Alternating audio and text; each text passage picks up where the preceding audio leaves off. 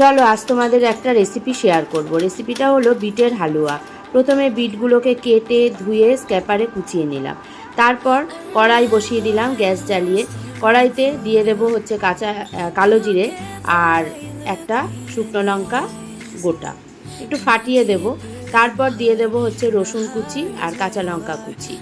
এইটা একটু চড়বড় হতে তারপরে দিয়ে দেব হচ্ছে স্ক্যাপারে কুচিয়ে রাখা বিটগুলো ঢেলে দেব। দিয়ে একটু নাড়াচাড়া করে নিয়ে ধীরে ধীরে তার মধ্যে দেব হলুদ, লবণ আর স্বাদটাকে ব্যালেন্স করার জন্য দেব হচ্ছে সামান্য একটু চিনি। তারপরে এপিট ওপিট করে নাড়তে নাড়তে জল ঢেলে দেবো।